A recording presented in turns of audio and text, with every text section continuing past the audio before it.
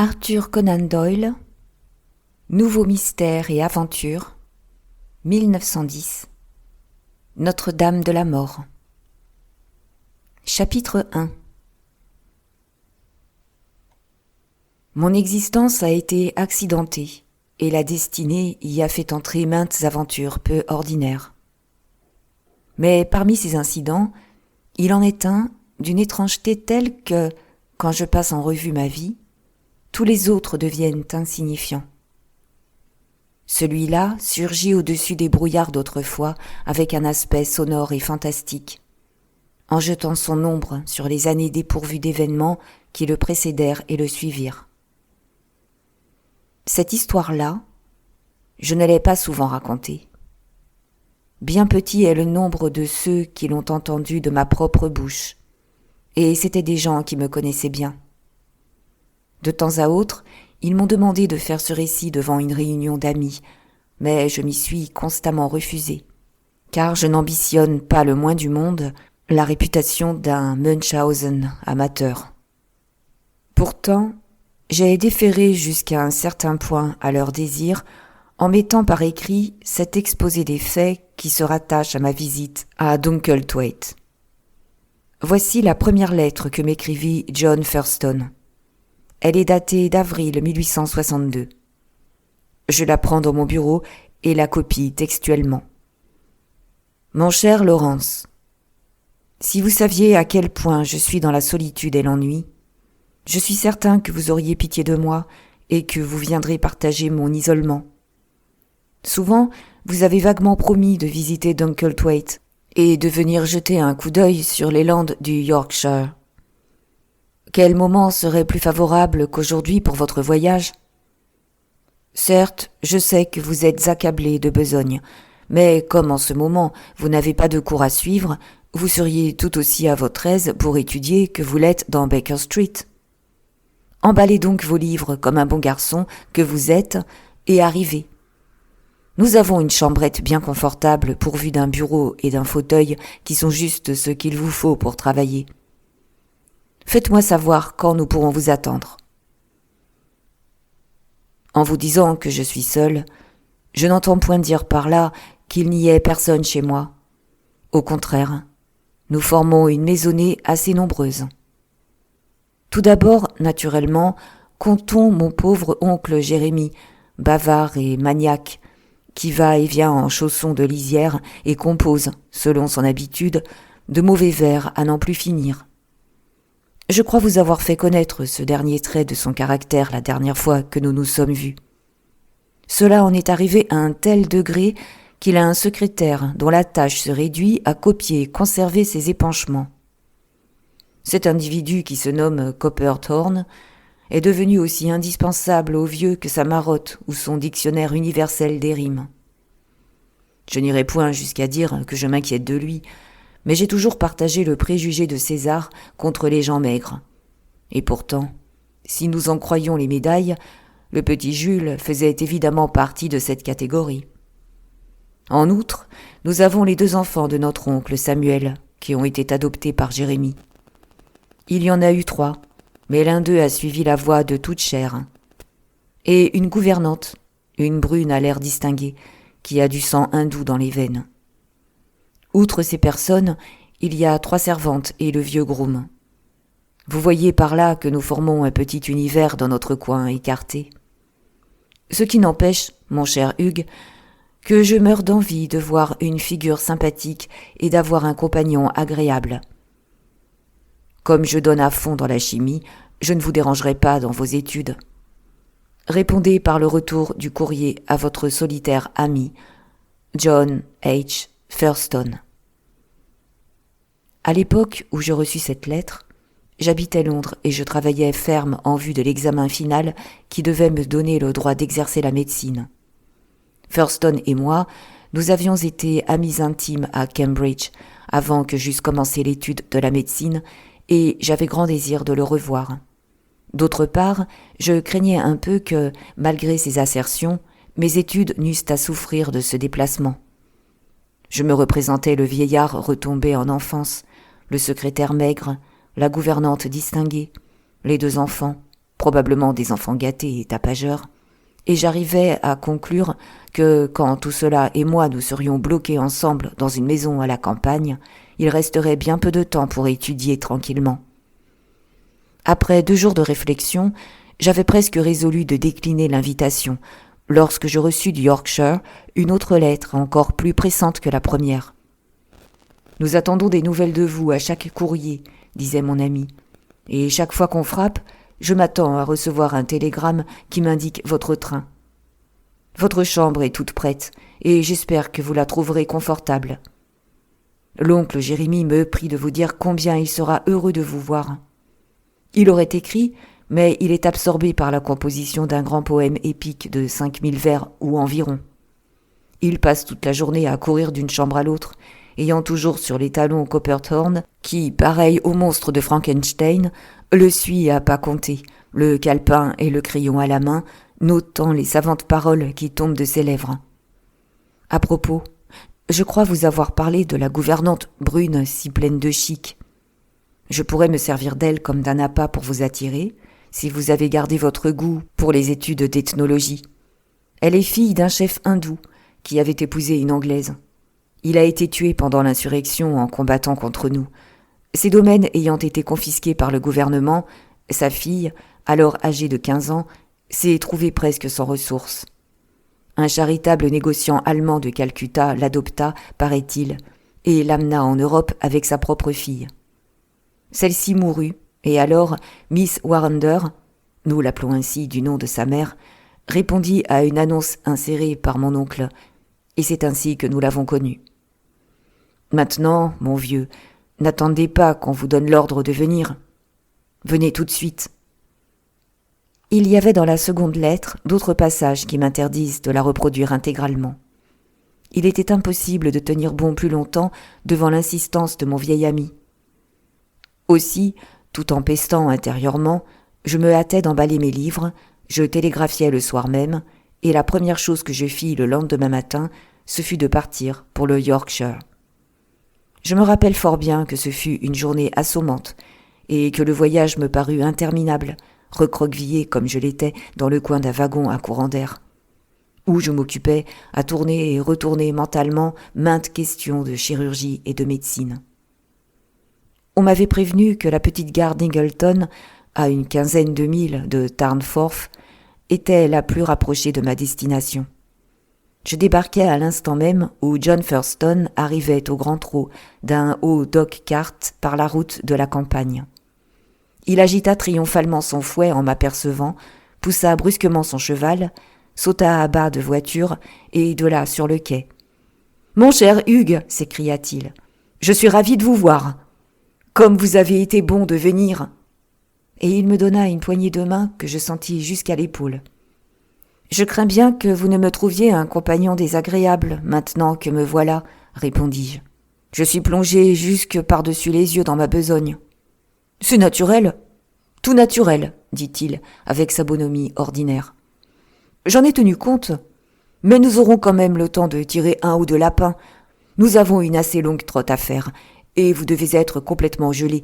Aussi, nous allons repartir tout de suite pour la maison. » Et l'on se mit à rouler sur la route poussiéreuse. « Je crois que votre chambre vous plaira, » remarqua mon ami. « Vous vous trouverez bientôt comme chez vous. Vous savez, il est fort rare que je séjourne à Dunkelthwaite, et je commence à peine à m'installer et à organiser mon laboratoire. Voici une 15aine que j'y suis. C'est un secret connu de tout le monde que je tiens une place prédominante dans le testament du vieil oncle Jérémie. Aussi, mon père a-t-il cru que c'était un devoir élémentaire pour moi de venir et de me montrer poli. Étant donné la situation, je ne puis guère me dispenser de me faire valoir un peu de temps en temps. « Oh, certes, dis-je. En outre, c'est un excellent vieux bonhomme. Cela vous divertira de voir notre ménage. Une princesse comme gouvernante, cela sonne bien, n'est-ce pas ? Je m'imagine que notre imperturbable secrétaire s'est hasardé quelque peu de ce côté-là. Relevez le collet de votre pardessus, car il fait un vent glacial. » La route franchit une série de collines faibles, pelées, dépourvues de toute végétation, à l'exception d'un petit nombre de bouquets de ronces, et d'un mince tapis d'une herbe coriace et fibreuse, où un troupeau épais de moutons décharnés, à l'air affamé, cherchaient leur nourriture. Nous descendions et montions tour à tour dans un creux, tantôt au sommet d'une hauteur, d'où nous pouvions voir les sinuosités de la route, comme un mince fil blanc passant d'une colline à une autre plus éloignée. Ça et là, la monotonie du paysage était diversifiée par des escarpements dentelés formés par de rudes saillies du granit gris. On eût dit que le sol avait subi une blessure effrayante, par où les os fracturés avaient percé leur enveloppe. Au loin se dressait une chaîne de montagnes que dominait un pic isolé surgissant parmi elles, et se drapant coquettement d'une guirlande de nuages où se réfléchissait la nuance rouge du couchant. « C'est Ingleborough », dit mon compagnon en me désignant la montagne avec son fouet. « Et ici, ce sont les Landes du Yorkshire. Nulle part en Angleterre, vous ne trouverez de région plus sauvage, plus désolée. Elle produit une bonne race d'hommes. Les milices sans expérience qui bâtirent la chevalerie écossaise à la journée de l'étendard venaient de cette partie du pays. Maintenant, sautez à bas, vieux camarades, et ouvrez la porte. » Nous étions arrivés à un endroit où un long mur couvert de mousse s'étendait parallèlement à la route.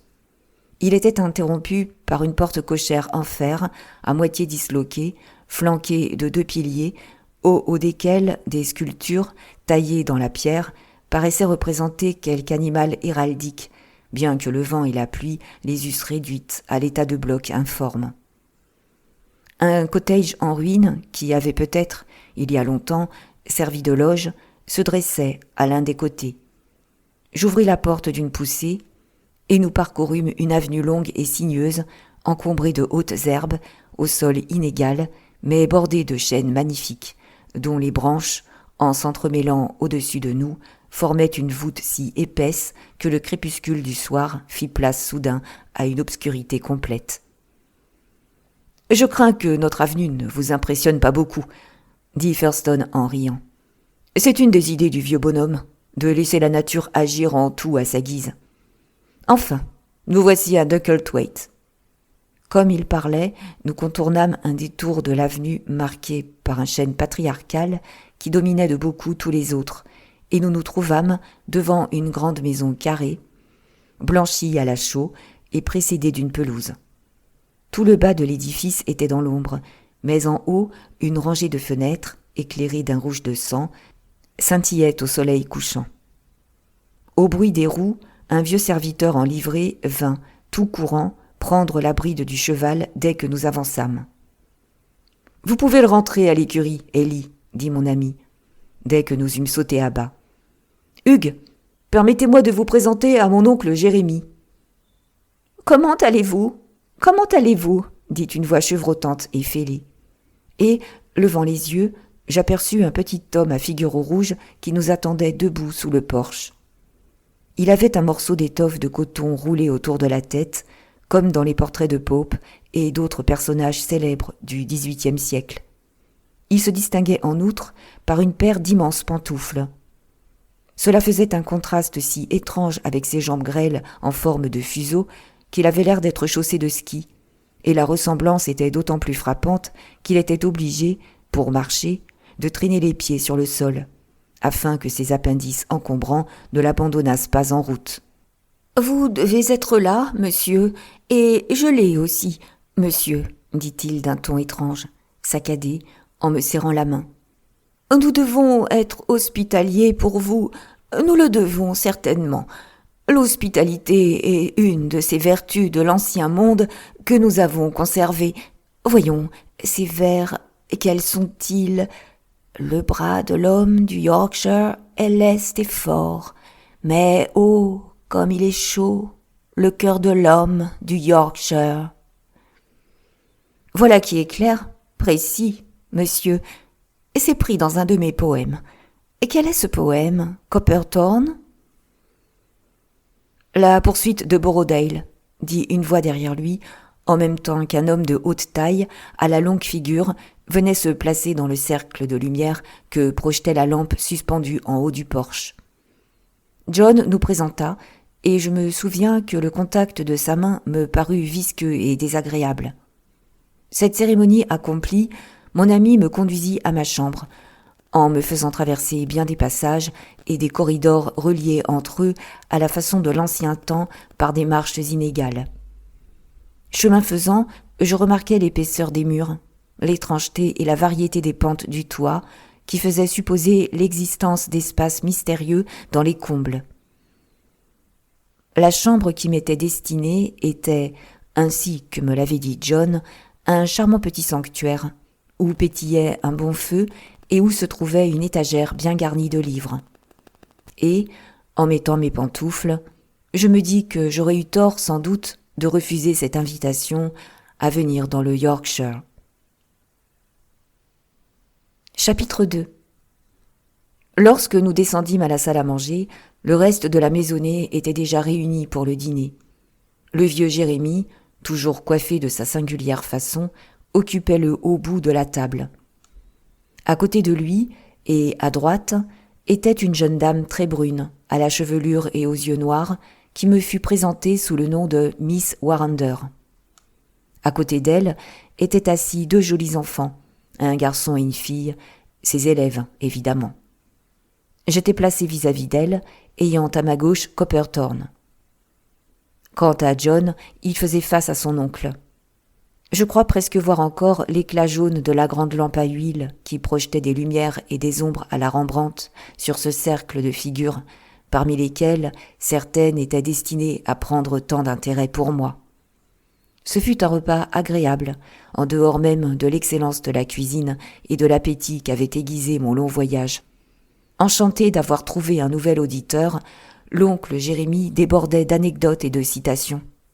Quant à Miss Warrender et à Copperthorne, ils ne causèrent pas beaucoup, mais tout ce que dit ce dernier révélait l'homme réfléchi et bien élevé. Pour John, il avait tant de souvenirs de collège et d'événements postérieurs à rappeler que je crains qu'il n'ait fait maigre chère. Lorsqu'on apporta le dessert, Miss Warrender emmena les enfants. L'oncle Jérémie se retira dans la bibliothèque, d'où nous arrivait le bruit assourdi de sa voix pendant qu'il dictait à son secrétaire. Mon vieil ami et moi, nous restâmes quelque temps devant le feu à causer des diverses aventures qui nous étaient arrivées depuis notre dernière rencontre. « Eh bien, que pensez-vous de notre maisonnée ?» me demanda-t-il enfin en souriant. Je répondis que j'étais fort intéressé par ce que j'en avais vu. « Votre oncle est tout à fait un type. Il me plaît beaucoup. »« Oui, il a le cœur excellent, avec toutes les originalités. Votre arrivée l'a tout à fait ragaillardi, car il n'a jamais été complètement lui-même depuis la mort de la petite Ethel. C'était la plus jeune des enfants de l'oncle Sam.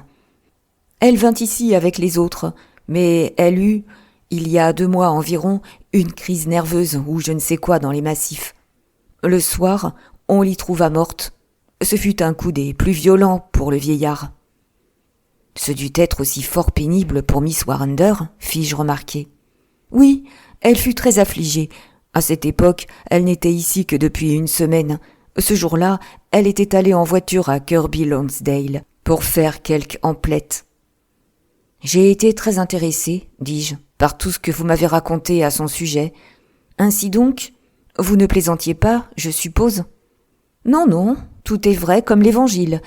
Son père se nommait Achmet Gengis Khan. C'était un chef à demi indépendant quelque part dans les provinces centrales. C'était à peu près un païen fanatique, bien qu'il eût épousé une Anglaise. Il devint camarade avec le Nana et eut quelque part dans l'affaire de Cawnpore, si bien que le gouvernement le traita avec une extrême rigueur. Elle devait être tout à fait femme quand elle quitta sa tribu, dis-je. Quelle est sa manière de voir en affaires de religion ?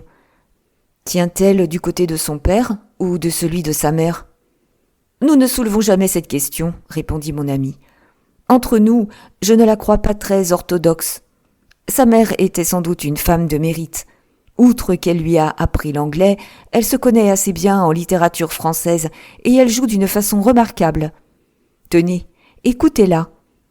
Comme il parlait, le son d'un piano se fit entendre dans la pièce voisine, et nous nous tûmes pour écouter. Tout d'abord, la musicienne piqua quelques touches isolées, comme si elle se demandait s'il fallait continuer. Puis ce furent des bruits sonores, discordants, et soudain, de ce chaos, sortit enfin une harmonie puissante, étrange, barbare, avec des sonorités de trompettes, des éclats de cymbales. Et le jeu devenant de plus en plus énergique, devint une mélodie fougueuse, qui finit par s'atténuer et s'éteindre en un bruit désordonné comme au début. Puis nous entendîmes le piano se refermer et la musique cessa. « Elle fait ainsi tous les soirs, » remarqua mon ami. « C'est quelque souvenir de l'Inde, à ce que je suppose. Pittoresque, ne trouvez-vous pas ? Maintenant, ne vous attardez pas ici plus longtemps que vous ne voudriez. Votre chambre est prête, dès que vous voudrez vous mettre au travail. » Je pris mon compagnon au mot et le laissai avec son oncle et Copperthorne, qui était revenu dans la pièce. Je montai chez moi et étudiai pendant 2 heures la législation médicale. Je me figurais que ce jour-là, je ne verrais plus aucun des habitants de Dunkelthwaite, mais je me trompais, car vers 10 heures, l'oncle Jérémie montra sa petite tête rougeaude dans la chambre. « Êtes-vous bien logé, à votre aise ?» demanda-t-il. « Tout est pour le mieux, je vous remercie. » répondis-je. « Tenez bon. Serez sûr de réussir, » dit-il en son langage sautillant. « Bonne nuit. »« Bonne nuit, » répondis-je.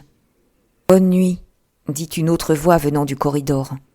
Je m'avançai pour voir, et j'aperçus la haute silhouette du secrétaire qui glissait à la suite du vieillard comme une ombre noire et démesurée. Je retournai à mon bureau et travaillai encore 1 heure. Puis je me couchai, et je fus quelque temps avant de m'endormir en songeant à la singulière maisonnée dont j'allais faire partie. Chapitre 3. Le lendemain, je fus sur pied de bonne heure et me rendis sur la pelouse où je trouvai Miss Warrender occupée à cueillir des primevères dont elle faisait un petit bouquet pour orner la table au déjeuner. Je fus près d'elle avant qu'elle me vît et ne pus m'empêcher d'admirer sa beauté et sa souplesse pendant qu'elle se baissait pour cueillir les fleurs. Il y avait dans le moindre de ses mouvements une grâce féline que je ne me rappelais avoir vue chez aucune femme. Je me ressouvins des paroles de Thurston au sujet de l'impression qu'elle avait produite sur le secrétaire, et je n'en fus plus surpris. En entendant mon pas, elle se redressa et tourna vers moi sa belle et sombre figure. « Bonjour, Miss Warrender, dis-je. Vous êtes matinale comme moi ?»« Oui, répondit-elle. J'ai toujours eu l'habitude de me lever avec le jour. »« Quel tableau étrange et sauvage, remarquai-je, en promenant mon regard sur la vaste étendue des Landes. Je suis un étranger comme vous-même dans ce pays. Comment le trouvez-vous ? » « Je ne l'aime pas, dit-elle franchement. Je le déteste. C'est froid, terne, misérable. Regardez cela, et elle leva son bouquet de primevères. Voilà ce qu'ils appellent des fleurs. Elles n'ont pas même d'odeur. Vous avez été accoutumé à un climat plus vivant et à une végétation tropicale. Oh, je le vois. Master Thurston vous a parlé de moi, dit-elle avec un sourire. Oui, j'ai été accoutumée à mieux que cela. Nous étions debout près l'un de l'autre, quand une ombre apparut entre nous. Me retournant, j'aperçus Copperthorne resté debout derrière nous. Il me tendit sa main maigre et blanche avec un sourire contraint. « Il semble que vous êtes déjà en état de trouver tout seul votre chemin, » dit-il en portant ses regards alternativement de ma figure à celle de Miss Warrender. « Permettez-moi de tenir ces fleurs pour vous, Miss. »« Non, merci, » dit-elle d'un ton froid. « J'en ai cueilli assez, et je vais entrer. » Elle passa rapidement à côté de lui et traversa la pelouse pour retourner à la maison. Copperthorne la suivit des yeux en fronçant le sourcil. « Vous êtes étudiant en médecine, Master Lawrence ?» me dit-il en se tournant vers moi et frappant le sol d'un pied avec un mouvement saccadé, nerveux, tout en parlant. « Oui, je le suis. »« Oh, nous avons entendu parler de vous autres, étudiants en médecine, » fit-il en élevant la voix et l'accompagnant d'un petit rire fêlé. « Vous êtes de terribles gaillards, n'est-ce pas ? Nous avons entendu parler de vous. Il est inutile de vouloir vous tenir tête. » Monsieur, répondis-je, un étudiant en médecine est d'ordinaire un gentleman. C'est tout à fait vrai, dit-il en changeant de ton. Certes, je ne voulais que plaisanter. Néanmoins, je ne pus m'empêcher de remarquer que pendant tout le déjeuner, il ne cessa d'avoir les yeux fixés sur moi, tandis que Miss Warrender parlait, et si je hasardais une remarque, aussitôt son regard se portait sur elle. On eût dit qu'il cherchait à deviner sur nos physionomies ce que nous pensions l'un de l'autre. Il s'intéressait évidemment plus que de raison à la belle gouvernante, et il n'était pas moins évident que ses sentiments n'étaient payés d'aucun retour. Nous eûmes ce matin-là une preuve visible de la simplicité naturelle de ces bonnes gens primitifs du Yorkshire. À ce qu'il paraît, la domestique et la cuisinière, qui couchaient dans la même chambre, furent alarmées pendant la nuit par quelque chose que leurs esprits superstitieux transformèrent en une apparition. Après le déjeuner, je tenais compagnie à l'oncle Jérémie, qui, grâce à l'aide constante de son souffleur, émettait à jet continu des citations de poésie de la frontière écossaise, lorsqu'on frappa à la porte. La domestique entra. Elle était suivie de près par la cuisinière, personne replète mais craintive. Elles s'encourageaient, se poussaient mutuellement. Elles débitèrent leur histoire par strophes et antistrophes, comme un chœur grec. Jeanne parlant jusqu'à ce que l'haleine lui manquât, et laissant alors la parole à la cuisinière, qui se voyait à son tour interrompue. Une bonne partie de ce qu'elles dirent resta à peu près inintelligible pour moi, à raison du dialecte extraordinaire qu'elles employaient, mais je pus saisir la marche générale de leur récit. Il paraît que, pendant les premières heures du jour, la cuisinière avait été réveillée par quelque chose qui lui touchait la figure. Se réveillant tout à fait, elle avait vu une ombre vague debout près de son lit, et cette ombre s'était glissée sans bruit hors de la chambre. La domestique s'était éveillée aux cris poussés par la cuisinière et affirmait carrément avoir vu l'apparition. On eut beau les questionner en tous sens, les raisonner, rien ne put les ébranler, et elles conclurent en donnant leurs 8 jours, preuve convaincante de leur bonne foi et de leur épouvante. Elles parurent extrêmement indignées de notre scepticisme, et cela finit par leur sortie bruyante, ce qui produisit de la colère chez l'oncle Jérémie, du dédain chez Copperthorne, et me divertit beaucoup. Je passais dans ma chambre presque toute ma seconde journée de visite, et j'avançais considérablement ma besogne. Le soir, John et moi, nous nous rendîmes à la garenne de lapin avec nos fusils. En revenant, je contai à John la scène absurde qu'avaient faite le matin les domestiques, mais il ne me parut pas qu'il en saisit autant que moi le côté grotesque. « C'est un fait, dit-il, que dans les très vieilles demeures comme celle-ci, où la charpente est vermoulue et déformée, on voit quelquefois certains phénomènes curieux qui prédisposent l'esprit à la superstition. J'ai déjà entendu, depuis que je suis ici, pendant la nuit, une ou deux choses qui auraient pu effrayer un homme nerveux et, à plus forte raison, une domestique ignorante. Naturellement, toutes ces histoires d'apparitions sont de pures sottises, mais une fois que l'imagination est excitée, il n'y a plus moyen de la retenir. « Qu'avez-vous donc entendu ?» demandai-je, fort intéressé.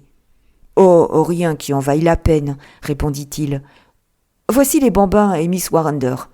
Il ne faut pas causer de ces choses en sa présence.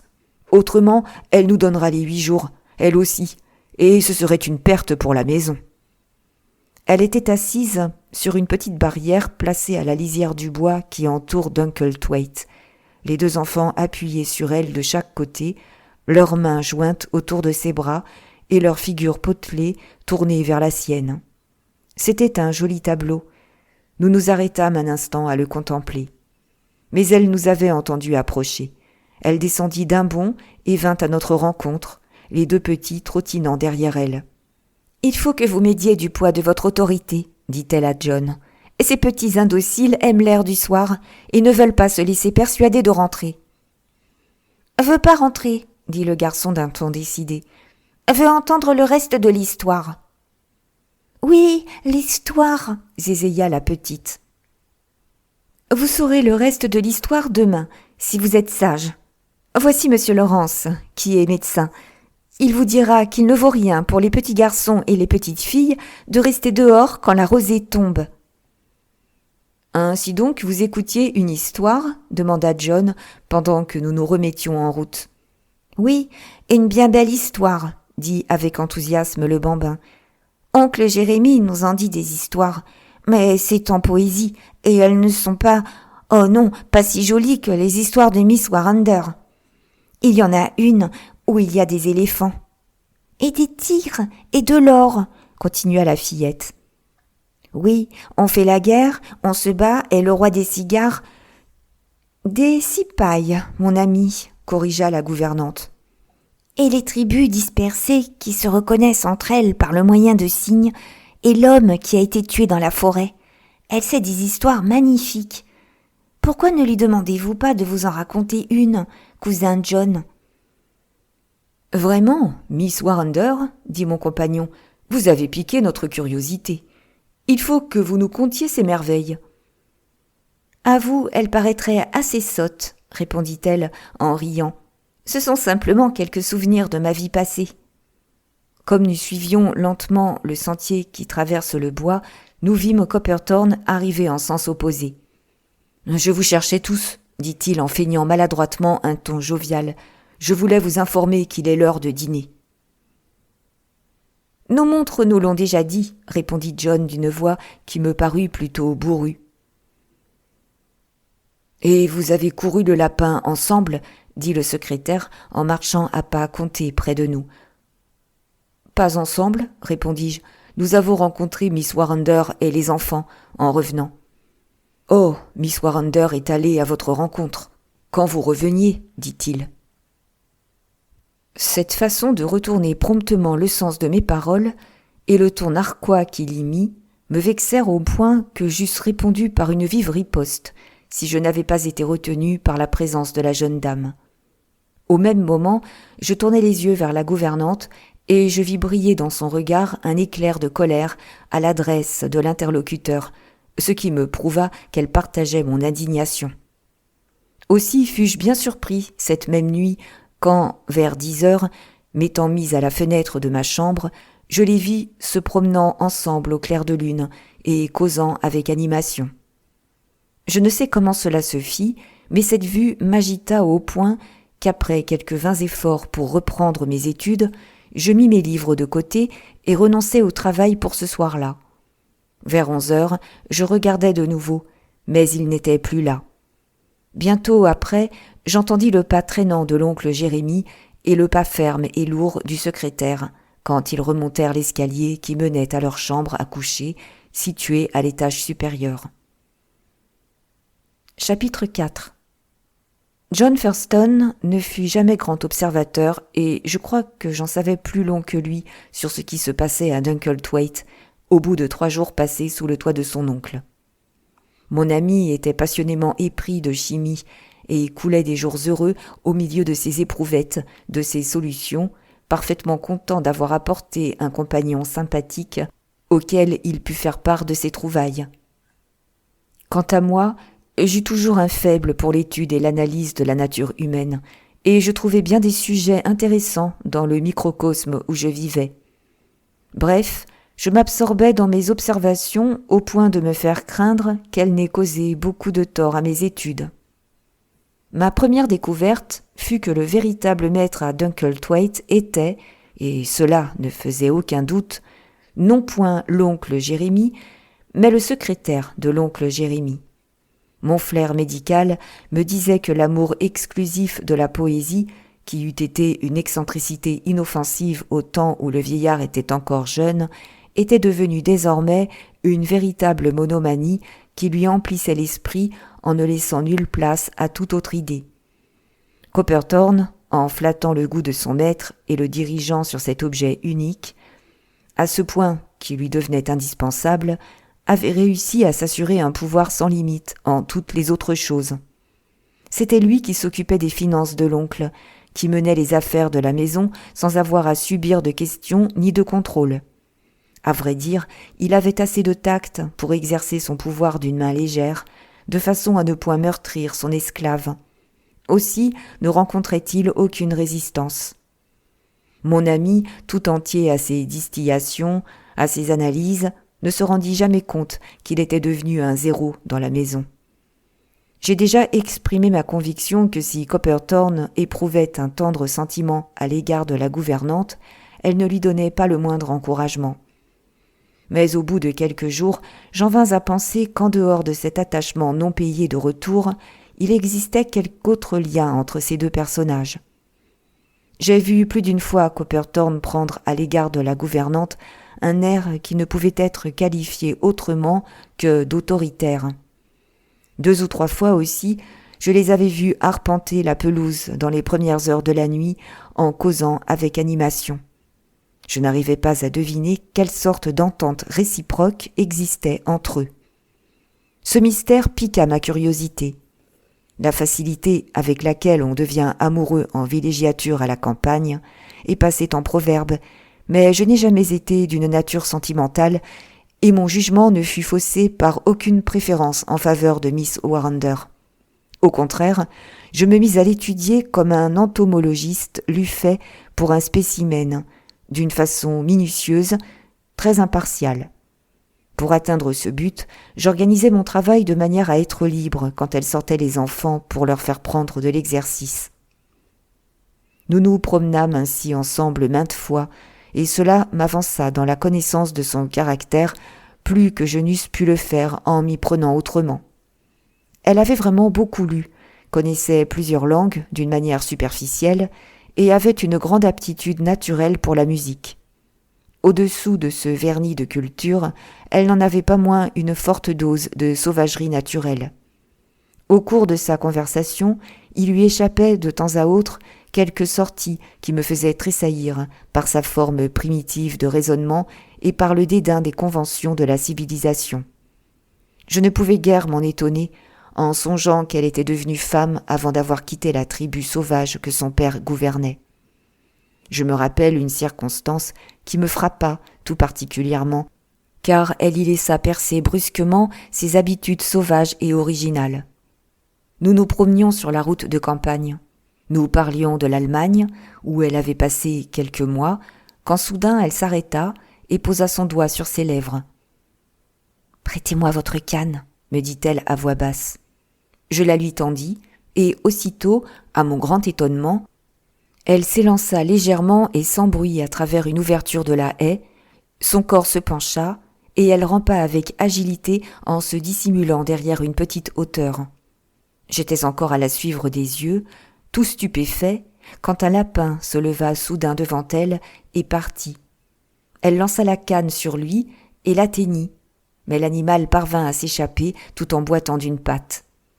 Elle revint vers moi, triomphante, essoufflée. « Je l'ai vu remuer dans l'herbe, » dit-elle. « Je l'ai atteint. »« Oui, vous l'avez atteint.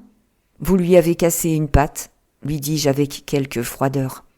« Vous lui avez fait mal, » s'écria le petit garçon d'un ton peiné.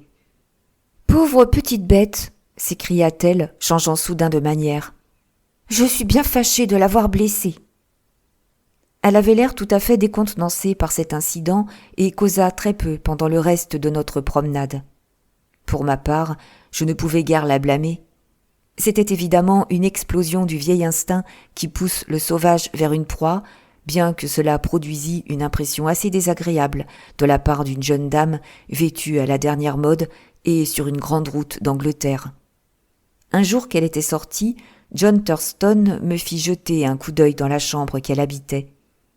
Elle avait là une quantité de bibelots hindous qui prouvaient qu'elle était venue de son pays natal avec une ample cargaison.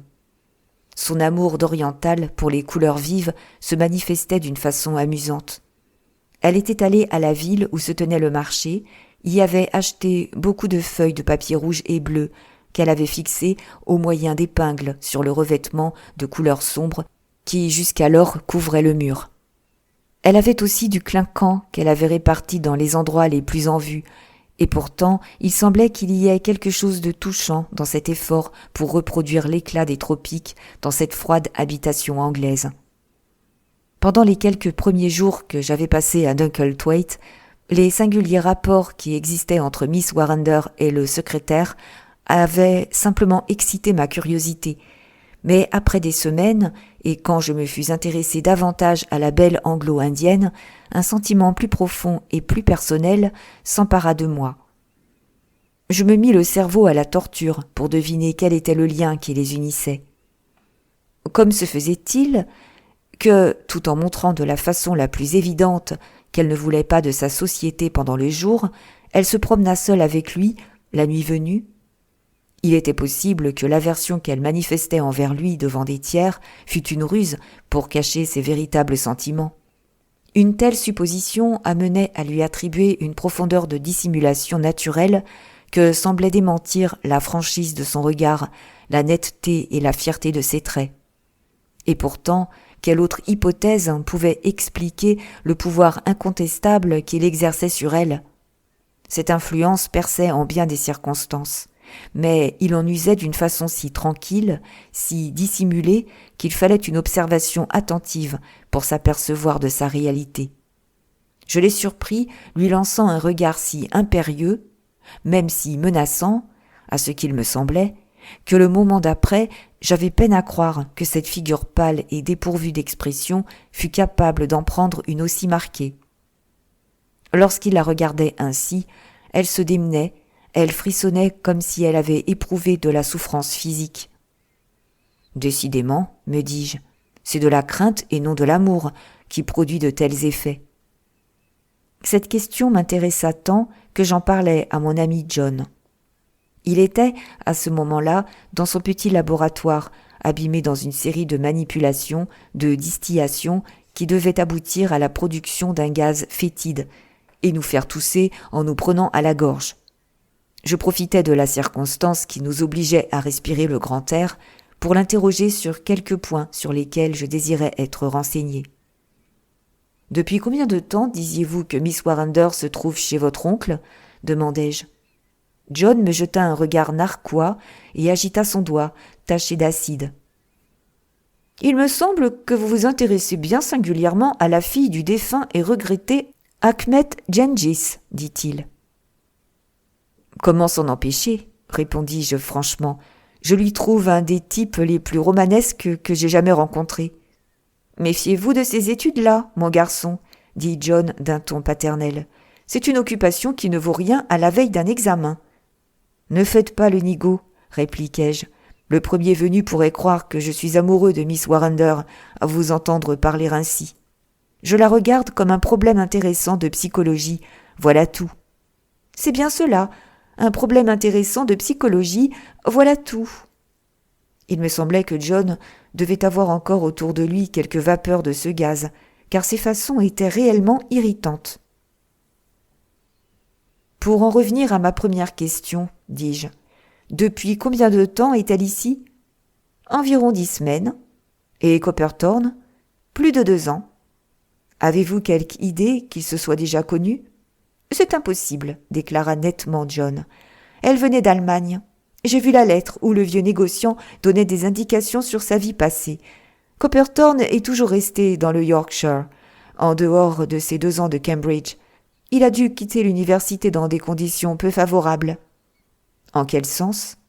C'est pas, répondit John. On a tenu la chose sous clé. Je m'imagine que l'oncle Jérémie le sait. Il a la marotte de ramasser des déclassés et de leur refaire ce qu'il appelle une nouvelle vie. Un de ces jours, il lui arrivera quelques mésaventures avec un type de cette sorte. Aussi donc Copperthorne et Miss Warrender étaient absolument étrangers l'un à l'autre il y a quelques semaines ? Absolument. Maintenant, je crois que je ferais bien de rentrer et d'analyser le précipité. Laissez là votre précipité, m'écriai-je en le retenant. Il y a d'autres choses dont j'ai à vous parler. S'ils ne se connaissent que depuis quelques semaines, comment a-t-il fait pour acquérir le pouvoir qu'il exerce sur elle ? John me regarda d'un air ébahi. « Son pouvoir ?» dit-il. « Oui, l'influence qu'il possède sur elle. »« Mon cher Hugues, » me dit bravement mon ami, « je n'ai point pour habitude de citer ainsi l'Écriture. Mais il y a un texte qui me revient impérieusement à l'esprit, et le voici. Trop de science les a rendus fous. Vous aurez fait des excès d'études. Entendez-vous dire par là, m'écriai-je, que vous n'avez jamais remarqué l'entente secrète qui paraît exister entre la gouvernante et le secrétaire de votre oncle ? Essayez du bromure de potassium, dit John. C'est un calmant très efficace à la dose de 20 grains. Essayez une paire de lunettes, répliquai-je. Il est certain que vous en avez grand besoin. Et après avoir lancé cette flèche de part, je pivotais sur mes talons et m'éloignais de fort méchante humeur. Je n'avais pas fait 20 pas sur le gravier du jardin que je vis le couple dont nous venions de parler. Ils étaient à quelque distance, elle adossée au cadran solaire, lui debout devant elle. Il lui parlait vivement et parfois avec des gestes brusques. La dominant de sa taille haute et dégingandée, avec les mouvements qu'il imprimait à ses longs bras, il avait l'air d'une énorme chauve-souris planant au-dessus de sa victime. Je me rappelle que cette comparaison fut celle-là même qui se présenta à ma pensée et qu'elle prit une netteté d'autant plus grande que je voyais, dans les moindres détails de la belle figure, se dessiner l'horreur et l'effroi. Ce petit tableau servait si bien d'illustration au texte, sur lequel je venais de prêcher, que je fus tenté de retourner au laboratoire et d'amener l'incrédule John pour le lui faire contempler. Mais avant que j'eusse le temps de prendre mon parti, Copperthorne m'avait entrevu. Il fit demi-tour et se dirigea d'un pas lent dans le sens opposé qui menait vers les massifs, suivi de près par sa compagne qui coupait les fleurs avec son ombrelle tout en marchant. Après ce petit épisode, je rentrai dans ma chambre, bien décidé à reprendre mes études. Mais, quoi que je fisse, mon esprit vagabondait bien loin de mes livres et se mettait à spéculer sur ce mystère. J'avais appris de John que les antécédents de Copperthorne n'étaient pas des meilleurs, et pourtant il avait évidemment conquis une influence énorme sur l'esprit affaibli de son maître. Je m'expliquais ce fait en remarquant la peine infinie qu'il prenait pour se dévouer au dada du vieillard, et le tact consommé avec lequel il flattait et encourageait les singulières lubies poétiques de celui-ci. Mais comment m'expliquer l'influence non moins évidente dont il jouissait sur la gouvernante ? Elle n'avait pas de marotte qu'on pût flatter. Un amour mutuel eût pu expliquer le lien qui existait entre elle et lui, mais mon instinct d'homme du monde et d'observateur de la nature humaine me disait de la façon la plus claire qu'un amour de cette sorte n'existait pas. Si ce n'était point l'amour, il fallait que ce fût la crainte, et tout ce que j'avais vu confirmait cette supposition. Qu'était-il donc arrivé pendant ces 2 mois qui put inspirer à la hautaine princesse aux yeux noirs quelque crainte au sujet de l'anglais à figure pâle, à la voix douce et aux manières polies ? Tel était le problème que j'entrepris de résoudre en y mettant une énergie, une application qui tuèrent mon ardeur pour l'étude et me rendirent inaccessible à la crainte que devait m'inspirer mon examen prochain. Je me hasardai à aborder le sujet dans l'après-midi de ce même jour avec Miss Warrender, que je trouvais seule dans la bibliothèque, les 2 bambins étant allés passer la journée dans la chambre d'enfants chez un squire du voisinage. « Vous devez vous trouver bien seule quand il n'y a pas de visiteurs, dis-je. Il me semble que cette partie du pays n'offre pas beaucoup d'animation. »« Les enfants sont toujours une société agréable, répondit-elle. Néanmoins, je regretterai beaucoup, monsieur Thurston, et vous-même, quand vous serez partis. »« Je serai fâché que ce jour arrive, dis-je. Je ne m'attendais pas à trouver ce séjour aussi agréable. Pourtant, vous ne serez pas dépourvu de société après notre départ. Vous aurez toujours monsieur Copperthorne. »« Oui, nous aurons toujours monsieur Copperthorne, » dit-elle d'un air fort ennuyé. « C'est un compagnon agréable, remarquai-je, tranquille, instruit, aimable. Je ne m'étonne pas que le vieux master Thurston se soit attaché à lui. » Tout en parlant, j'examinais attentivement mon interlocutrice. Une légère rougeur passa sur ses joues brunes, et elle tapota impatiemment avec ses doigts sur les bras du fauteuil. Ses façons ont quelquefois de la froideur. J'allais continuer, mais elle m'interrompit, me lança un regard étincelant de colère dans ses yeux noirs. « Qu'est-ce que vous avez donc à me parler de lui ?» demanda-t-elle. « Je vous demande pardon, répondis-je d'un ton soumis. Je ne savais pas que c'était un sujet interdit. Je ne tiens pas du tout à entendre même son nom, s'écria-t-elle avec emportement. Ce nom, je le déteste, comme je le hais, lui. Ah, si j'avais seulement quelqu'un pour m'aimer, c'est-à-dire comme aiment les hommes d'au-delà des mers dans mon pays. Je sais bien ce que je lui dirais. Que lui diriez-vous ? Demandai-je, tout étonné de cette explosion extraordinaire.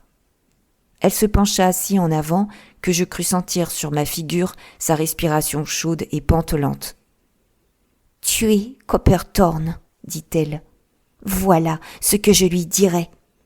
Tuez Copperthorne. Alors vous pourrez revenir me parler d'amour. » Rien ne pourrait donner une idée de l'intensité de fureur qu'elle mit à lancer ces mots qui sifflèrent entre ses dents blanches. En parlant, elle avait l'air si venimeuse que je reculai involontairement devant elle. Se pouvait-il que ce serpent python et la jeune dame pleine de réserve qui se tenait bien, si tranquillement, à la table de l'oncle Jérémie, ne fissent qu'un ?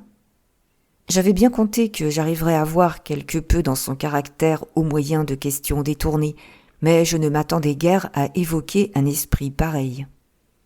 Elle dut voir l'horreur et l'étonnement se peindre sur ma physionomie, car elle changea d'attitude et eut un rire nerveux.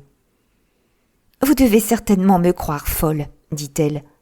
Vous voyez que c'est l'éducation hindoue qui se fait jour. Là-bas, nous ne faisons rien à demi, dans l'amour et dans la haine. » « Et pourquoi donc haïssez-vous, monsieur Copperthorne ? Demandai-je. « Au fait, répondit-elle en radoucissant sa voix, le mot de haine est peut-être un peu trop fort. Mieux vaudrait celui de répulsion. Il est des gens qu'on ne peut s'empêcher de prendre en aversion, alors même qu'on n'a aucun motif à en donner. » Évidemment, elle regrettait l'éclat qu'elle venait de faire et tâchait de le masquer par des explications. Voyant qu'elle cherchait à changer de conversation, je l'y aidai. Je fis des remarques sur un livre de gravure hindou qu'elle était allée prendre avant mon arrivée et qui était resté sur ses genoux. La bibliothèque de l'oncle Jérémie était fort complète et particulièrement riche en ouvrages de cette catégorie. « Elles ne sont pas des plus exactes, dit-elle en tournant les pages d'enluminure. « Toutefois, celle-ci est bonne, reprit-elle en désignant une gravure qui représentait un chef vêtu d'une cotte de maille et coiffé d'un turban pittoresque. Celle-ci est vraiment très bonne. Mon père était ainsi vêtu quand il montait son cheval de combat tout blanc et conduisait tous les guerriers de Doab à la bataille contre les Feringhees.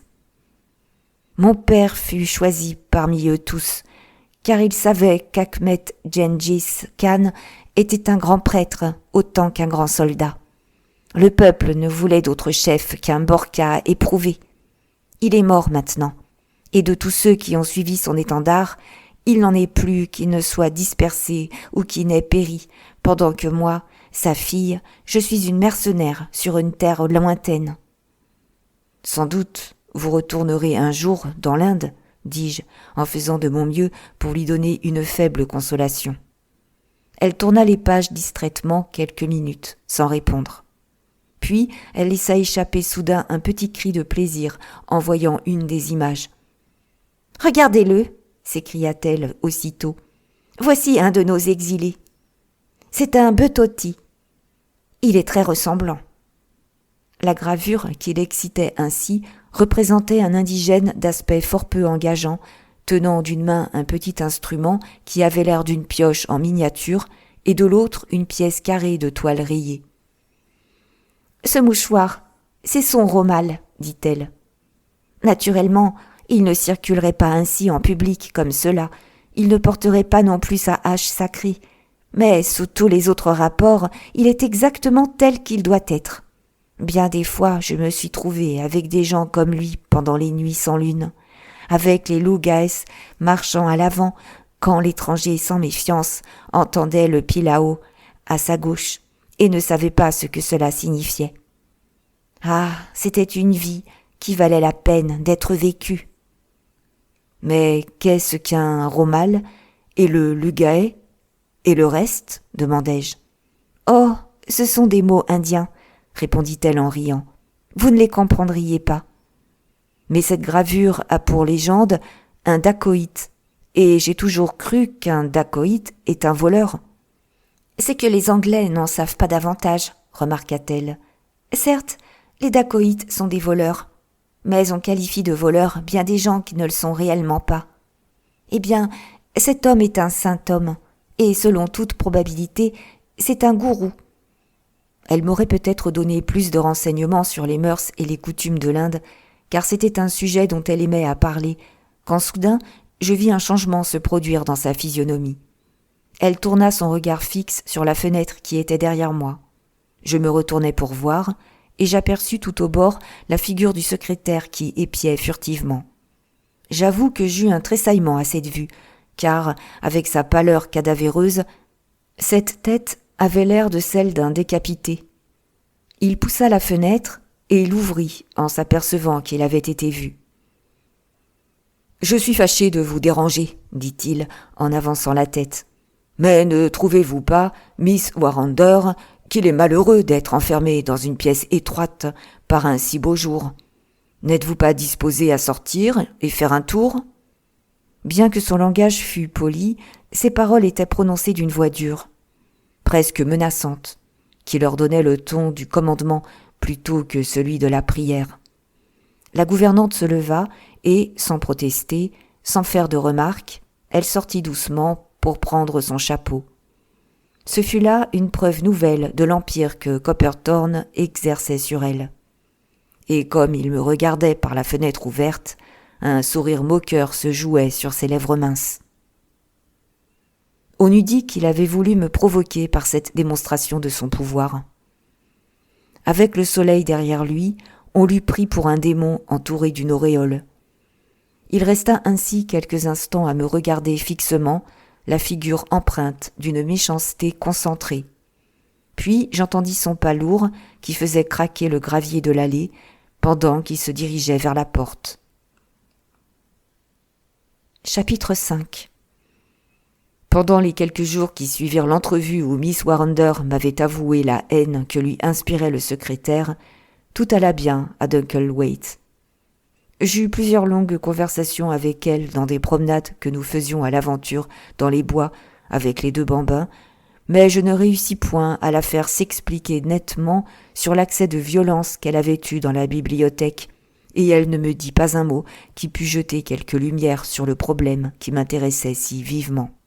Toutes les fois que je faisais une remarque qui pouvait conduire dans cette direction, elle me répondait avec une réserve extrême, ou bien elle s'apercevait tout à coup qu'il n'était que temps pour les enfants de retourner dans leur chambre, de sorte que j'en vins à désespérer d'apprendre d'elle-même quoi que ce fût. Pendant ce temps, je ne me livrais à mes études que d'une manière irrégulière, par boutade. De temps à autre, l'oncle Jérémie, de son pas traînant, entrait chez moi, un rouleau de manuscrits à la main, pour me lire des extraits de son grand poème épique. Lorsque j'éprouvais le besoin d'une société, j'allais faire un tour dans le laboratoire de John, de même qu'il venait me trouver chez moi quand la solitude lui pesait. Parfois, je variais la monotonie de mes études en prenant mes livres et m'installant à l'aise dans les massifs où je passais le jour à travailler. Quant à Copperthorne, je l'évitais autant que possible, et de son côté, il n'avait nullement l'air empressé de cultiver ma connaissance. Un jour, dans la seconde semaine de juin, John va me trouver, un télégramme à la main, et l'air extrêmement ennuyé. « En voilà, une affaire !» s'écria-t-il. « Le papa m'enjoint de partir séance tenante pour me rendre à Londres. Ce doit être pour quelque histoire de légalité. Il a toujours menacé de mettre ordre à ses affaires, et maintenant il lui a pris une crise d'énergie et il veut en finir. »« Vous ne serez pas longtemps absent, je suppose, dis-je. »« Une semaine ou deux, peut-être. C'est une chose bien désagréable. Cela tombe juste au moment où je comptais réussir à décomposer cet alcaloïde. Vous le retrouverez tel quel quand vous reviendrez, dis-je en riant. Il n'y a personne ici qui se mêle de le décomposer en votre absence. »« Ce qui m'ennuie le plus, c'est de vous laisser ici, » reprit-il. « Il me semble que c'est mal remplir les devoirs de l'hospitalité que de faire venir un camarade dans ce séjour solitaire et de s'en aller brusquement en le plantant là. »« Ne vous tourmentez pas à mon sujet, » répondis-je. « J'ai beaucoup trop de besogne pour me sentir seul. En outre, j'ai trouvé ici des attractions sur lesquelles je ne comptais pas du tout. Je ne crois pas qu'il y ait dans ma vie 6 semaines qui m'aient paru aussi courtes que les dernières. »« Oh, elles ont passé si vite que cela ?» dit John en se moquant. Je suis convaincu qu'il était toujours dans son illusion de me croire amoureux fou de la gouvernante. Il partit ce même jour par un train du matin, en promettant d'écrire et de nous envoyer son adresse à Londres, car il ne savait pas dans quel hôtel son père descendrait. Je ne me doutais pas des conséquences qui résulteraient de ce mince détail. Je ne me doutais pas non plus de ce qui allait arriver avant que je puisse revoir mon ami. À ce moment-là, son départ ne me faisait aucune peine. Il en résultait simplement que nous 4 qui restions, nous allions être en contact plus intime, et il semblait que cela dût favoriser la solution du problème auquel je prenais de jour en jour un plus vif intérêt. À un quart de mille environ de la maison de Dunkelthwaite se trouve un petit village formé d'une longue rue qui porte le même nom, et composé de 20 ou 30 cottages aux toits d'ardoise, et d'une église vêtue de lierre, toute voisine de l'inévitable cabaret. L'après-midi du jour même où John nous quitta, Miss Warrender et les 2 enfants se rendirent au bureau de poste et je m'offris à les accompagner. Copperthorne n'eût pas demandé mieux que d'empêcher cette excursion ou de venir avec nous, mais heureusement pour nous, l'oncle Jérémie était en proie aux affres de l'inspiration et ne pouvait se passer des services de son secrétaire. Ce fut, je m'en souviens, une agréable promenade, car la route était bien ombragée d'arbres où les oiseaux chantaient joyeusement. Nous fîmes le trajet à loisir, en causant de bien des choses, pendant que le bambin et la fillette couraient et cabriolaient devant nous. Avant d'arriver au bureau de poste, il faut passer devant le cabaret dont il a été question. Comme nous parcourions la rue du village, nous nous aperçûmes qu'un petit rassemblement s'était formé devant cette maison. Il y avait là 10 ou 12 garçons en guenilles ou fillettes aux nattes sales, quelques femmes la tête nue et 2 ou 3 hommes sortis du comptoir où ils flânaient. C'était sans doute le rassemblement le plus nombreux qui ait jamais fait figure dans les annales de cette paisible localité. Nous ne pouvions pas voir quelle était la cause de leur curiosité, mais nos bambins partirent à toutes jambes et revinrent bientôt bourrés de renseignements. « Oh, Miss Warrender !» cria Johnny, qui accourait tout haletant d'empressement. « Il y a là un homme noir, comme ceux des histoires que vous nous racontez. »« Un bohémien, je suppose, dis-je. »« Non, non, dit Johnny d'un ton décisif. Il est plus noir encore que ça, n'est-ce pas, mais... »« Plus noir que ça, redit la fillette. »« Je crois que nous ferions mieux d'aller voir ce que c'est que cette apparition extraordinaire, dis-je. » En parlant, je regardais ma compagne, et je fus fort surpris de la voir toute pâle, avec les yeux, pour ainsi dire, resplendissants d'agitation contenue. « Est-ce que vous vous trouvez mal ?» demandai-je. « Oh, non !» dit-elle avec vivacité, en hâtant le pas. « Allons, allons !» Ce fut certainement une chose curieuse qui s'offrit à notre vue quand nous eûmes rejoint le petit cercle de campagnards. J'eus aussitôt présente à la mémoire la description du Malais mangeur d'opium que De Quincey vit dans une ferme d'Écosse. Au centre de ce groupe de simples paysans du Yorkshire se tenait un voyageur oriental de haute taille, au corps élancé, souple et gracieux. Ses vêtements de toile salis par la poussière des routes et ses pieds bruns sortant de ses gros souliers. Évidemment, il venait de loin et avait marché longtemps. Il tenait à la main un gros bâton sur lequel il s'appuyait, tout en promenant ses yeux noirs et pensifs dans l'espace, sans avoir l'air de s'inquiéter de la foule qui l'entourait. Son costume pittoresque, avec le turban de couleur qui couvrait sa tête à la teinte basanée, produisait un effet étrange et discordant en ce milieu prosaïque. « Pauvre garçon !» me dit Miss Warrender d'une voix agitée et haletante. Il est fatigué. Il a faim, sans aucun doute, et il ne peut faire comprendre ce qu'il lui faut. Je vais lui parler. » Et, s'approchant de l'hindou, elle lui adressa quelques mots dans le dialecte de son pays. Jamais je n'oublierai l'effet que produisirent ces quelques syllabes. Sans prononcer un mot, le voyageur se jeta la face contre terre sur la poussière de la route et se traîna littéralement aux pieds de ma compagne.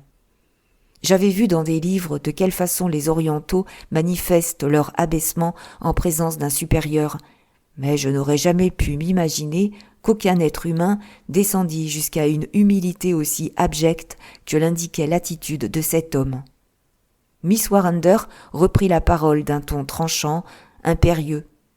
Aussitôt il se redressa et resta les mains jointes, les yeux baissés, comme un esclave devant sa maîtresse. Le petit rassemblement, qui semblait croire que ce brusque prosternement était le prélude de quelque tour de passe-passe ou d'un chef-d'œuvre d'acrobatie, avait l'air de s'amuser et de s'intéresser à l'incident. « Consentiriez-vous à emmener les enfants et à mettre les lettres à la poste ?» demanda la gouvernante. « Je voudrais bien dire un mot à cet homme. » Je fis ce qu'elle me demandait. Quelques minutes après, quand je revins, il causait encore. L'hindou paraissait raconter ses aventures ou expliquer les motifs de son voyage. Ses doigts tremblaient, ses yeux pétillaient. Miss Warrender écoutait avec attention, laissant échapper de temps à autre un mouvement brusque ou une exclamation, et montrant ainsi combien elle était intéressée par les détails que donnait cet homme.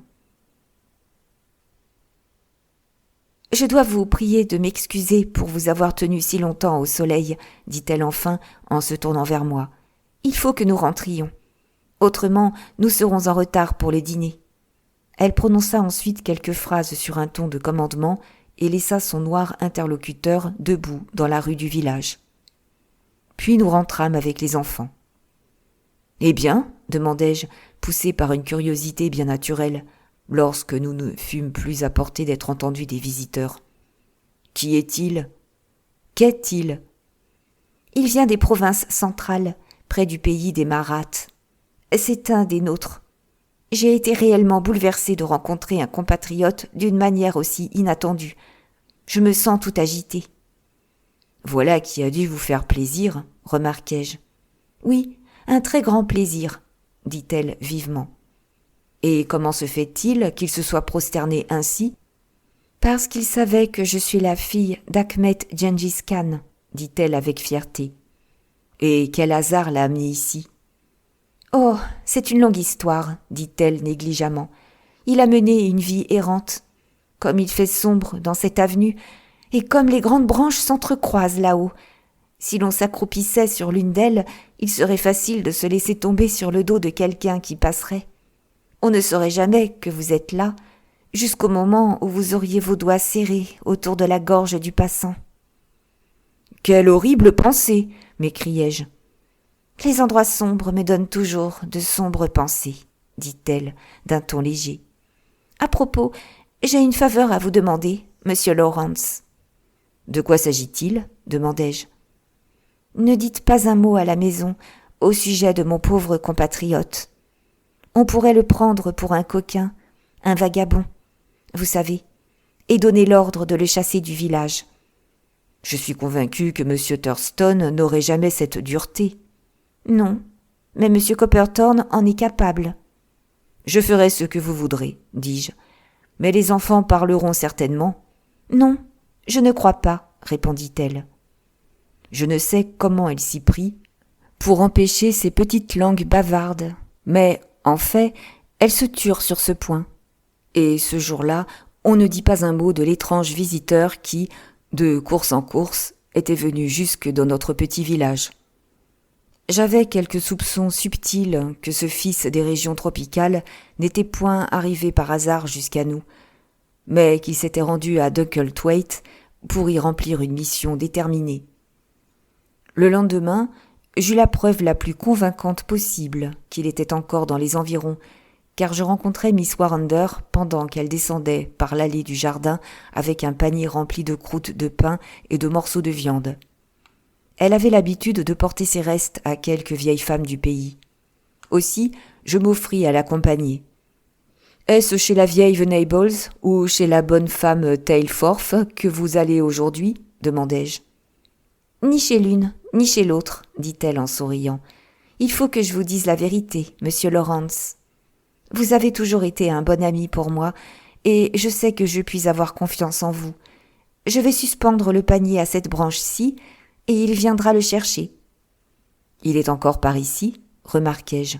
« Oui, il est encore par ici. »« Vous croyez qu'il le découvrira ?»« Oh, pour cela, vous pouvez vous en rapporter à lui, » dit-elle. « Vous ne trouverez pas mauvais que je lui donne quelques secours, n'est-ce pas ?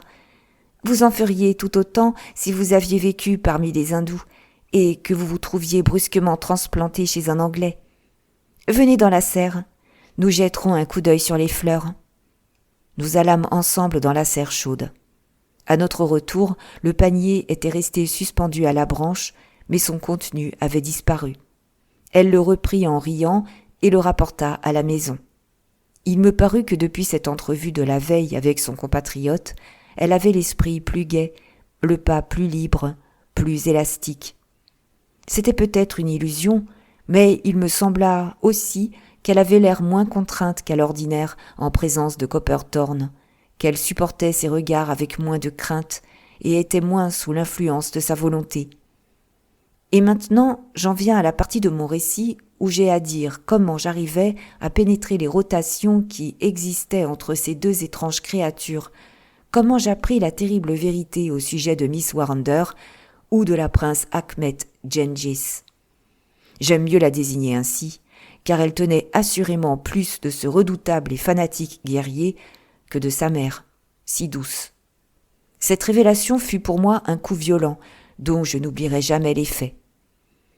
Il peut se faire que, d'après la manière dont j'ai retracé ce récit, en appuyant sur les faits qui y ont quelque importance et omettant ceux qui n'en ont pas, mes lecteurs aient déjà deviné le projet qu'elle avait au cœur. Quant à moi, je déclare solennellement que, jusqu'au dernier moment, je n'eus pas le plus léger soupçon de la vérité. J'ignorais tout de la femme, dont je serrais amicalement la main et dont la voix charmait mon oreille. Cependant, je crois aujourd'hui encore qu'elle était vraiment bien disposée envers moi et qu'elle ne m'aurait fait aucun mal volontairement. Voilà comment se fit cette révélation. Je crois avoir déjà dit qu'il se trouvait au milieu des massifs une sorte d'abri où j'avais l'habitude d'étudier pendant la journée. Un soir, vers 10 heures, comme je rentrais chez moi, je me rappelais que j'avais oublié dans cet abri un traité de gynécologie, et comme je comptais travailler un couple d'heures avant de me coucher, je me mis en route pour aller le chercher. L'oncle Jérémie et les domestiques étaient déjà au lit. Aussi descendis-je sans faire de bruit, et je tournai doucement la clé dans la serrure de la porte d'entrée. Une fois dehors, je traversai à grands pas la pelouse pour gagner les massifs, reprendre mon bien et revenir aussi promptement que possible. J'avais à peine franchi la petite grille de bois et j'étais à peine entré dans le jardin que j'entendis un bruit de voix. Je me doutais bien que j'étais tombé sur une de ces entrevues nocturnes que j'avais remarquées de ma fenêtre. Ces voix étaient celles du secrétaire et de la gouvernante, et il était évident pour moi, d'après la direction d'où elles venaient, qu'ils étaient assis dans l'abri et qu'ils causaient, sans se douter le moins du monde, qu'il y eût un tiers. J'ai toujours regardé le fait d'écouter aux portes comme une preuve de bassesse, en quelque circonstance que ce fût, et si curieux que je fusse de savoir ce qui se passait entre ces deux personnes, j'allais tousser ou indiquer ma présence par quelque autre signal, quand j'entendis quelques mots prononcés par Copperthorne, qui m'arrêtèrent brusquement et mirent toutes mes facultés en un état de désordre et d'horreur. « On croira qu'il est mort d'apoplexie. » Tels furent les mots qui m'arrivèrent clairement, distinctement, dans la voix tranchante du secrétaire, à travers l'air tranquille. Je restais la respiration suspendue, à écouter de toutes mes oreilles. Je ne songeais plus du tout à avertir de ma présence. Quel était le crime que tramaient ces conspirateurs si dissemblables en cette belle nuit d'été ? J'entendis le son grave et doux de la voix de Miss Warrender, mais elle parlait si vite, si bas, que je ne pus distinguer les mots. Son intonation me permettait de juger qu'elle était sous l'influence d'une émotion profonde. Je me rapprochais sur la pointe des pieds, en tendant l'oreille pour saisir le plus léger bruit.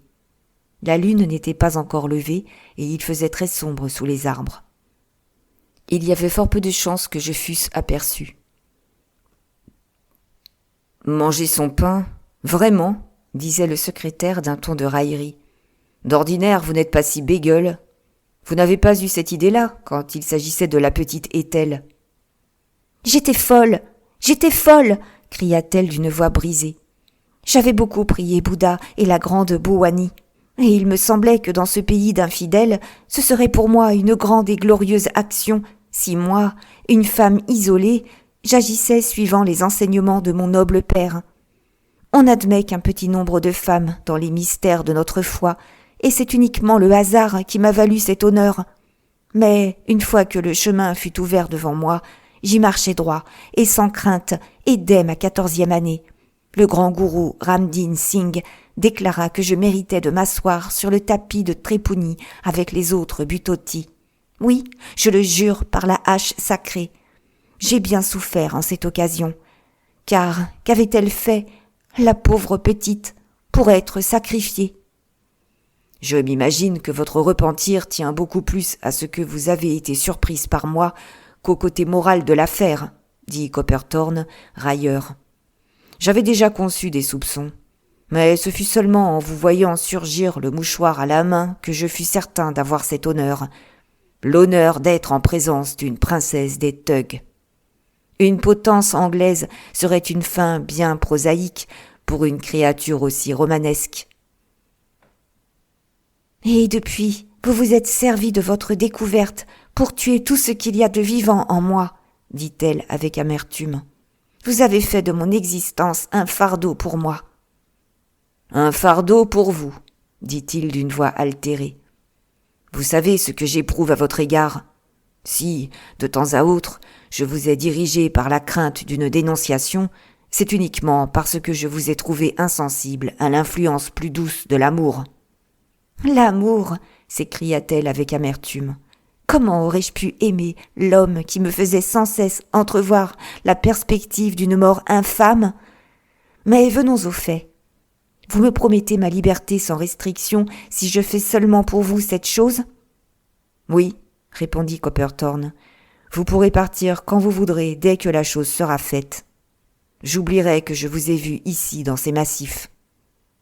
Vous le jurez? Oui, je le jure. Je ferai n'importe quoi pour recouvrer ma liberté, dit-elle. Nous n'aurons jamais autant de chances de succès, s'écria Copperthorne. Le jeune Thurston est parti, et son ami dort profondément. Il est trop stupide pour se douter de quelque chose.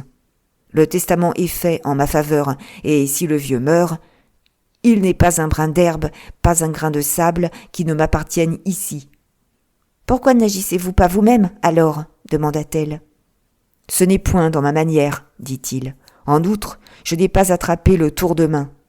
Sœur au mal, c'est ainsi que vous appelez cela, ne laisse aucune trace. C'est ce qui en fait l'avantage. C'est un acte infâme que d'assassiner son bienfaiteur. Mais c'est une grande chose que de servir Rouhani, la déesse de l'assassinat. Je connais assez votre religion pour savoir cela. Votre père ne le ferait-il pas s'il était ici? Mon père était le plus grand de tous les Borkas de Jebelpore, dit-elle fièrement. Il a fait périr plus d'hommes qu'il n'y a de jours dans l'année. J'aurais bien donné 1000 livres pour ne pas le rencontrer, dit Copperthorne en riant. Mais que dirait maintenant Achmet Gengis Khan s'il voyait sa fille hésiter en présence d'une chance aussi favorable pour servir les dieux? Jusqu'à ce moment, vous avez agi dans la perfection.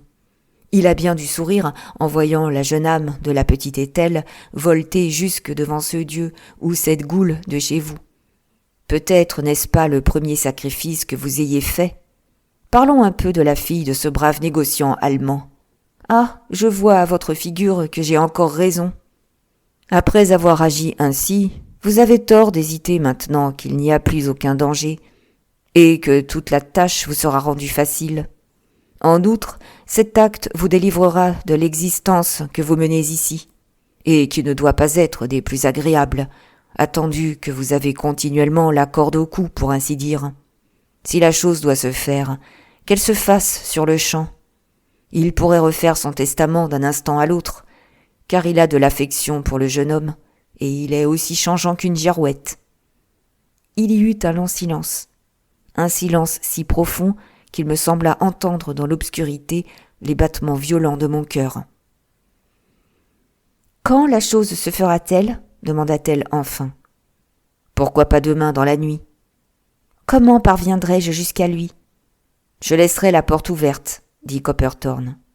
Il a le sommeil lourd, et je laisserai une veilleuse allumée pour que vous puissiez vous diriger. Et ensuite ? Ensuite, vous rentrerez chez vous. Le matin, on découvrira que notre pauvre vieux maître est mort pendant son sommeil. On découvrira aussi qu'il a laissé tout ce qu'il possède en ce monde à son fidèle secrétaire, comme une faible marque de reconnaissance pour son dévouement au travail. Alors, comme on n'aura plus besoin des services de Miss Warrender, elle sera libre de retourner dans sa chère patrie, ou dans tout autre pays qui lui plaira. Elle pourra se sauver, si elle veut, avec M. John Lawrence, étudiant en médecine. « Vous m'insultez, dit-elle avec colère. Puis, après un silence, « Il faut que nous nous retrouvions demain soir avant que j'agisse. »« Pourquoi cela ? » ?»« Parce que j'aurai peut-être besoin de quelques nouvelles instructions. »« Soit. Eh bien, ici, à minuit, dit-il. »« Non, pas ici. C'est trop près de la maison. Retrouvons-nous sous le grand chêne qui est au commencement de l'avenue. »« Où vous voudrez, répondit-il d'un ton bourru.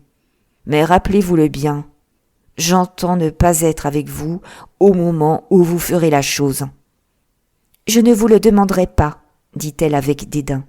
Je crois que nous avons dit ce soir tout ce qu'il fallait dire. » J'entendis le bruit que fit l'un d'eux en se levant, et, bien qu'ils eussent continué à causer, je ne m'arrêtai pas à en entendre plus long. Je quittai furtivement ma cachette pour traverser la pelouse plongée dans l'obscurité, et je gagnai la porte que je refermai derrière moi. Ce fut seulement quand je fus rentré chez moi, quand je me laissai aller dans mon fauteuil, que je me trouvai en état de remettre quelque ordre dans mes pensées bouleversées et de songer au terrible entretien que j'aurais écouté. Cette nuit-là, pendant de longues heures, je restais immobile, méditant sur chacune des paroles entendues et m'efforçant de combiner un plan d'action pour l'avenir. Chapitre 6.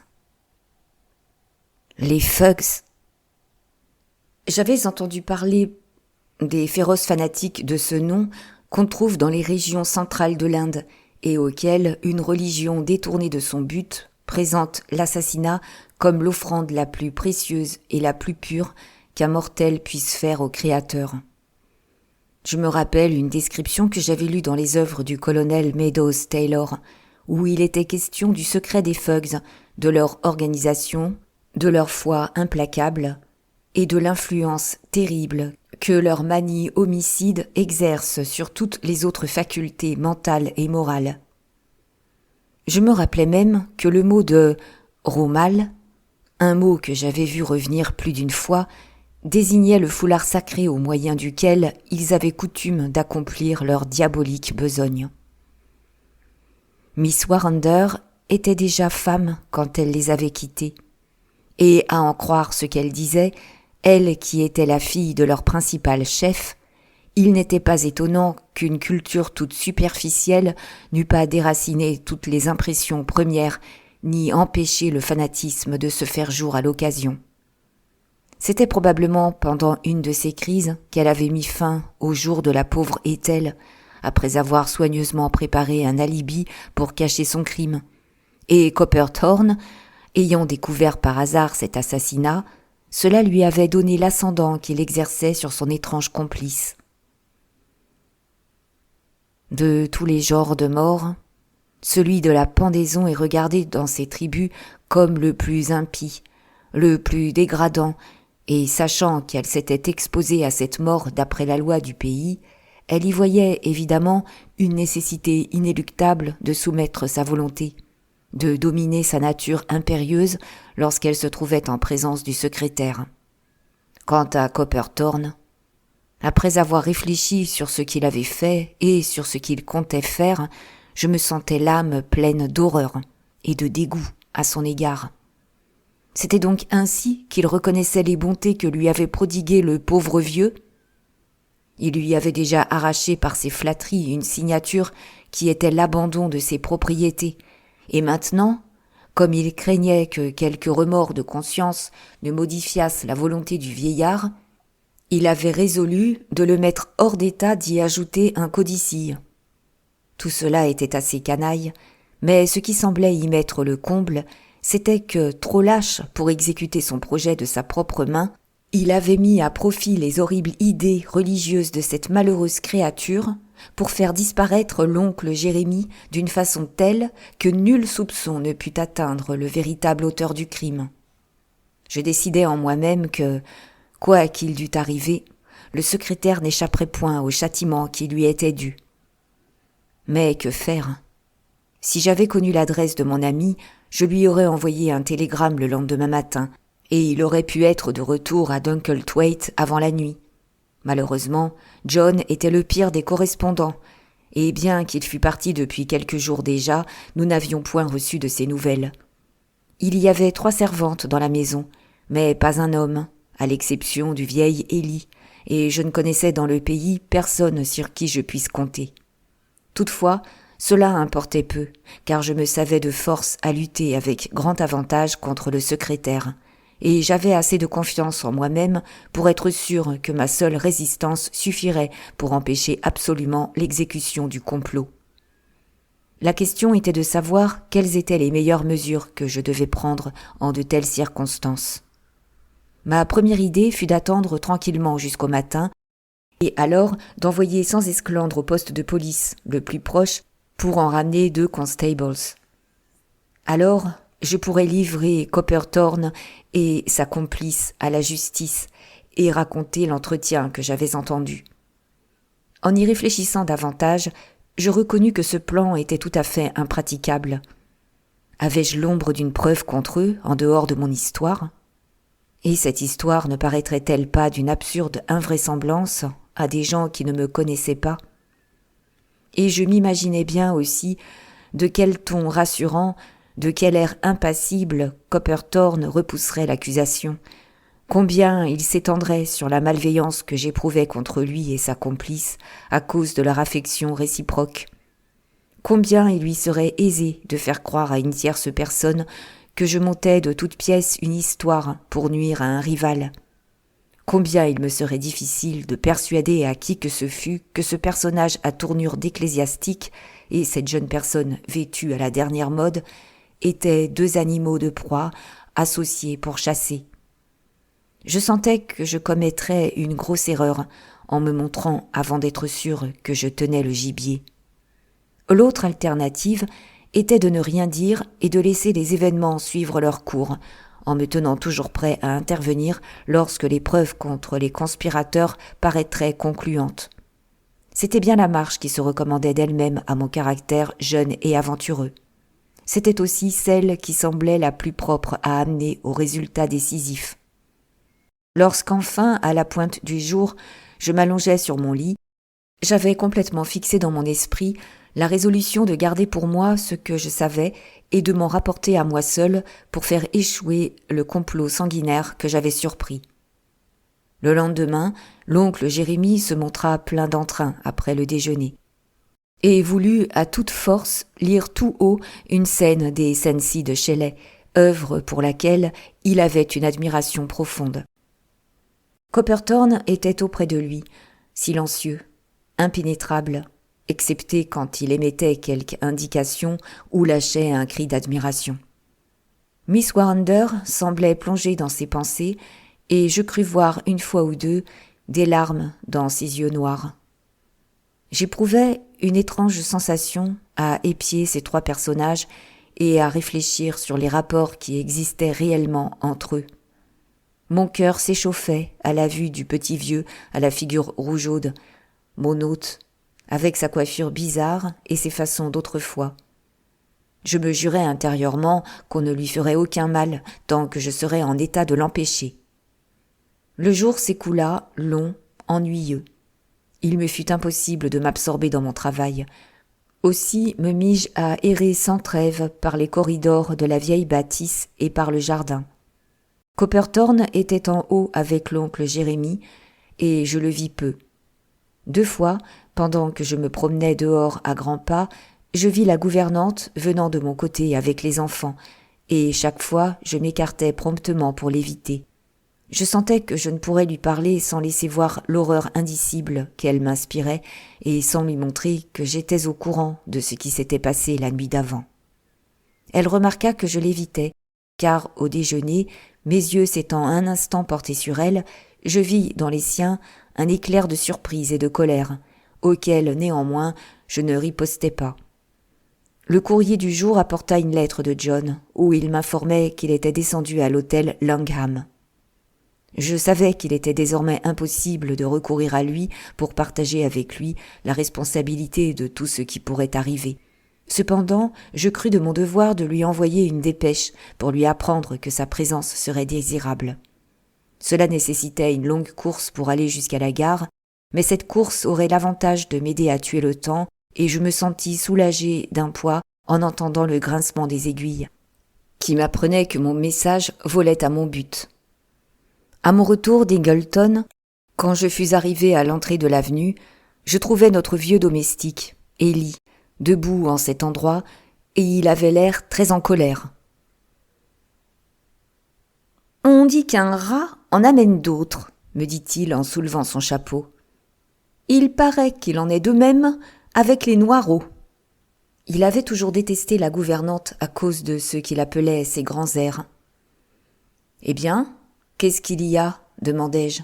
« C'est un de ces étrangers qui restent toujours par là à se cacher et à rôder, » répondit le bonhomme. « Je l'ai vu ici parmi les broussailles et je l'ai fait partir en lui disant ma façon de penser. Est-ce qu'il regarde du côté des poules ? Ça se peut. Ou bien a-t-il envie de mettre le feu à la maison et de nous assassiner tous dans nos lits ? Je vais descendre au village, monsieur Lawrence, et je m'informerai à son sujet. » Et il s'en alla en donnant libre cours à sa sénile colère. Le petit incident fit sur moi une vive impression, et j'y songeais beaucoup en suivant la longue avenue. Il était clair que l'hindou voyageur tournait toujours autour de la maison. C'était un élément que j'avais oublié de faire entrer en ligne de compte. Si sa compatriote l'enrôlait comme complice dans ses plans ténébreux, il pourrait bien arriver qu'à eux 3, ils fussent trop forts pour moi. Toutefois, il me semblait improbable qu'elle agît ainsi, puisqu'elle avait pris tant de peine pour que Copperthorne ne sût rien de la présence de l'hindou. J'eus un instant l'idée de prendre Ellie pour confident, mais en y réfléchissant, j'arrivai à conclure qu'un homme de son âge serait plutôt un embarras qu'un auxiliaire. Vers 7 heures, comme je montais dans ma chambre, je rencontrai Copperthorne qui me demanda si je pouvais lui dire où était Miss Warrender. Je répondis que je ne l'avais pas vue. « C'est bien singulier, dit-il, que personne ne l'ait vue depuis le dîner. Les enfants ne savent pas où elle est. J'ai à lui dire quelque chose en particulier. » Il s'éloigna, sans la moindre expression d'agitation et de trouble sur sa physionomie. Pour moi, l'absence de Miss Warrender n'était pas faite pour me surprendre. Sans aucun doute, elle était quelque part dans les massifs, se montant la tête pour la terrible besogne qu'elle avait entrepris d'exécuter. Je fermai la porte sur moi et m'assis, un livre à la main, mais l'esprit trop agité pour en comprendre le contenu. Mon plan de campagne était déjà construit. J'avais résolu de me tenir en vue de leur lieu de rendez-vous, de les suivre et d'intervenir au moment où mon intervention serait le plus efficace. Je m'étais pourvu d'un gourdin solide, noueux, cher à mon cœur d'étudiant et grâce auquel j'étais sûr de rester maître de la situation. Je m'étais, en effet, assuré que Copperthorne n'avait pas d'arme à feu. Je ne me rappelle aucune époque de ma vie où les heures m'aient paru si longues que celles que je passais ce jour-là dans ma chambre. J'entendais au loin le son adouci de l'horloge de Dunkelthwaite, qui marqua 8 heures, puis 9, puis, après un silence interminable, 10 heures. Ensuite, comme j'allais et venais dans ma chambrette, il me sembla que le temps eût suspendu complètement son cours, tant j'attendais l'heure avec crainte et aussi avec impatience, ainsi qu'on le fait quand on doit affronter quelque grave épreuve. Néanmoins, tout a une fin, et j'entendis, à travers l'air calme de la nuit, le premier coup argentin qui annonçait la 11e heure. Alors, je me levai, me chaussai de pantoufles en feutre, pris ma trique et me glissai sans bruit hors de ma chambre pour descendre par le vieil escalier grinçant. J'entendis le ronflement bruyant de l'oncle Jérémie à l'étage supérieur. Je parvins à trouver mon chemin jusqu'à la porte à travers l'obscurité, je l'ouvris et me trouvai dehors sous un beau ciel plein d'étoiles. Il me fallait être très attentif dans mes mouvements, car la lune brillait d'un tel éclat qu'on y voyait presque comme en plein jour. Je marchais dans l'ombre de la maison jusqu'à ce que je fusse arrivé à la haie du jardin. Je rampais à l'abri qu'elle me donnait et je parvins sans encombre dans le massif où je m'étais trouvé la nuit précédente. Je traversais cet endroit en marchant avec la plus grande précaution, avec lenteur, si bien que pas une branche ne se cassa sous mes pieds. Je m'avançai ainsi jusqu'à ce que je fusse caché parmi les broussailles au bord de la plantation. De là, je voyais en plein ce grand chêne qui se dressait au bout supérieur de l'avenue. Il y avait quelqu'un debout dans l'ombre que projetait le chêne. Tout d'abord, je ne pus deviner qui c'était, mais bientôt le personnage remua et s'avança sous la lumière argentée que la lune versait par l'intervalle de 2 branches sur le sentier. Et il regarda impatiemment à droite et à gauche. Alors, je vis que c'était Copperthorne, qui attendait et qui était seul. À ce qu'il paraît, la gouvernante n'était pas encore venue au rendez-vous. Comme je tenais à entendre autant qu'y voir, je me frayais passage sous les ombres noires des arbres dans la direction du chêne. Lorsque je m'arrêtai, je me trouvais à moins de 15 pas de l'endroit où la taille haute et dégingandée du secrétaire se dressait, farouche et fantastique, sous la lumière changeante. Il allait et venait d'un air inquiet, tantôt disparaissant dans les ténèbres, tantôt reparaissant dans les endroits qu'éclairait la lumière argentée filtrant à travers l'épaisseur du feuillage. Il était évidemment, d'après ses allures, intrigué et désappointé de ne point voir venir sa complice. Il finit par s'arrêter sous une grosse branche qui cachait son corps, mais d'où il pouvait voir dans toute son étendue la route couverte de gravier qui partait de la maison et par laquelle il comptait certainement voir venir Miss Warrender.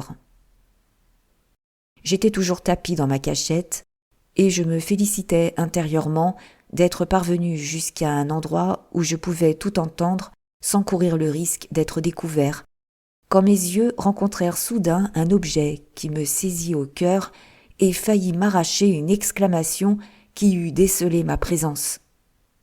J'ai dit que Copperthorne se trouvait juste au-dessous d'une des grosses branches du chêne. Au-dessous de cette branche régnait l'obscurité la plus complète, mais la partie supérieure de la branche même était tout argentée par la lumière de la lune. À force de regarder, je finis par voir quelque chose qui descendait en rampant le long de cette branche lumineuse.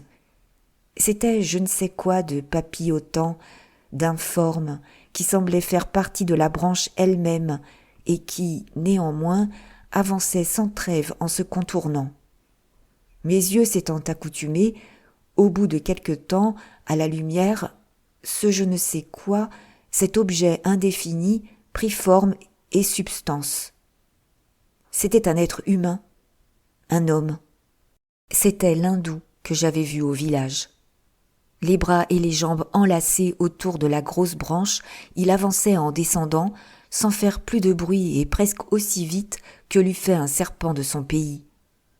Avant que j'eusse le temps de faire des conjectures sur ce que signifiait sa présence, il était arrivé juste au-dessus de l'endroit où le secrétaire se tenait debout, et son corps bronzé se dessinait en un contour dur et net sur le disque de la lune, qui apparaissait derrière lui.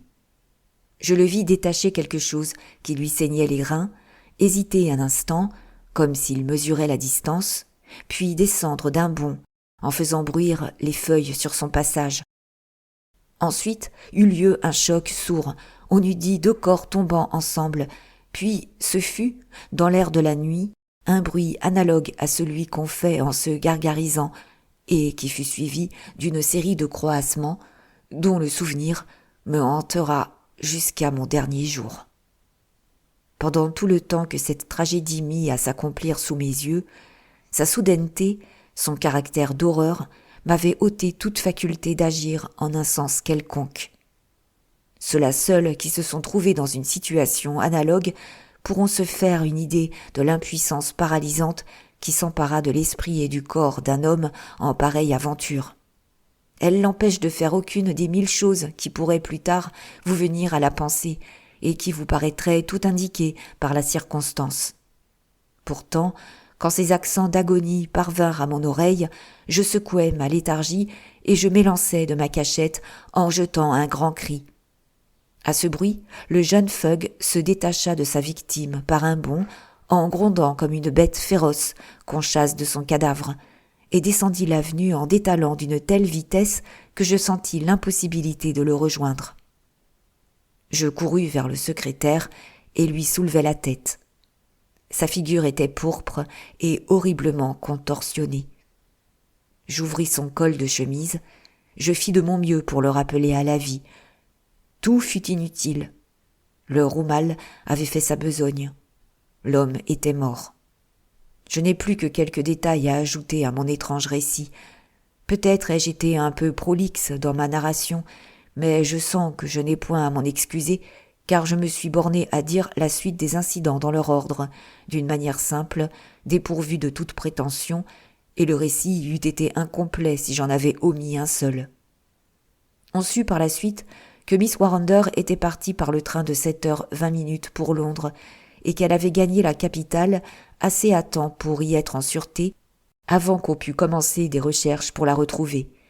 Quant au messager de mort qu'elle avait laissé derrière elle pour prendre sa place au lieu du rendez-vous, on n'entendit plus parler de lui.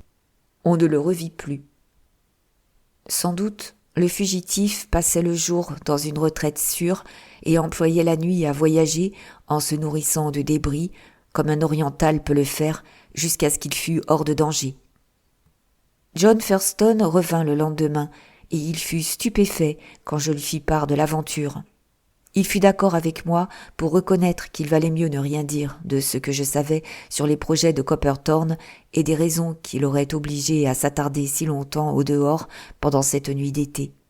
Aussi, la police du comté elle-même n'a jamais su complètement l'histoire de cette extraordinaire tragédie, et elle ne la saura certainement jamais, à moins que le hasard ne fasse tomber ce récit sous les yeux d'un de ses membres.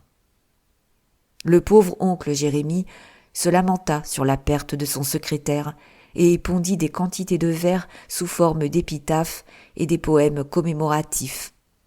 Il a été depuis réuni à ses pairs, et je suis heureux de pouvoir dire que la majeure partie de sa fortune a passé à son héritier légitime, à son neveu.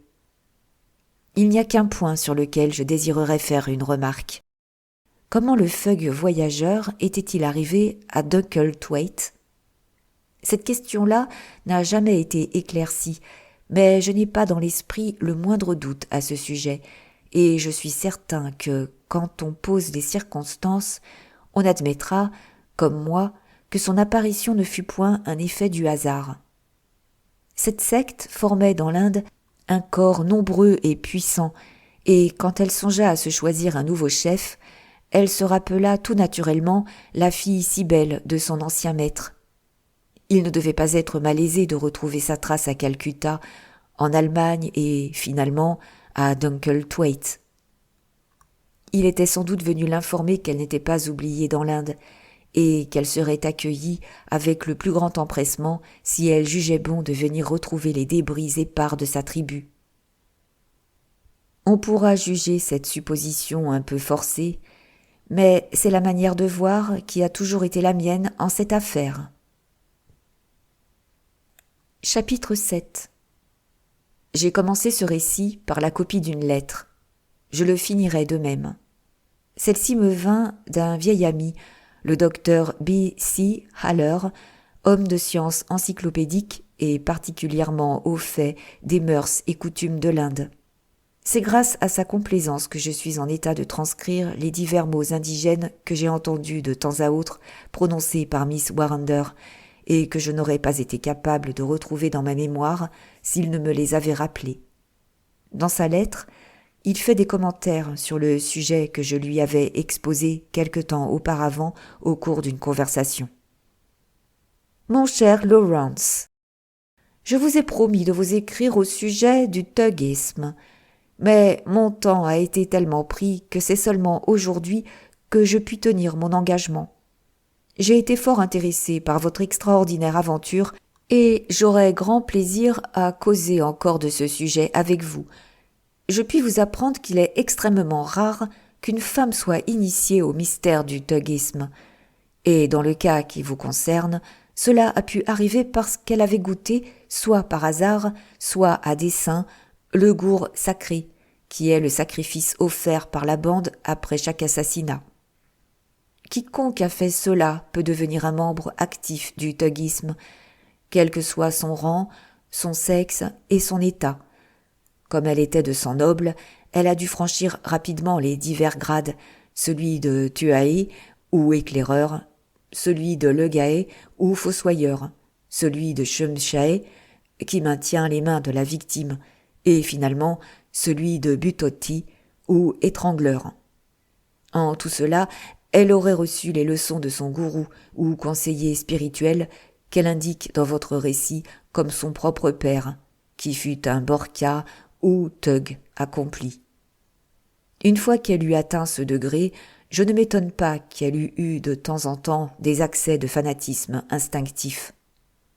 Le pilao, dont elle parle à un endroit, est un présage venu du côté gauche, lequel, s'il est suivi du tibao, ou présage du côté droit, était regardé comme une indication que tout irait bien. À propos, vous parlez du vieux cocher qui vit l'hindou sortant parmi les broussailles dans la matinée. Ou je me trompe fort, ou bien il était occupé à creuser la fosse de Copperthorne, car les coutumes des Thugs s'opposent absolument à ce que le meurtre soit commis avant qu'un réceptacle soit préparé pour le corps. À ma connaissance, un seul officier anglais dans l'Inde a été victime de cette confrérie. Ce fut le lieutenant Moncel en 1812. Depuis, le colonel Slimane est parvenu à l'écraser en grande partie, bien que l'on ne puisse pas douter qu'elle a une extension plus grande que ne le supposent les autorités.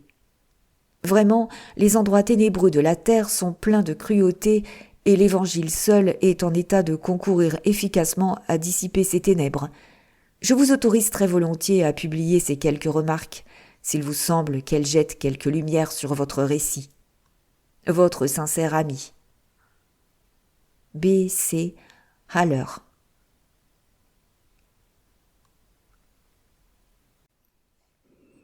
Merci d'avoir écouté. Si vous avez aimé, n'oubliez pas de mettre un pouce, un commentaire ou partager. À demain pour un nouvel épisode, ou à bientôt sur cette chaîne.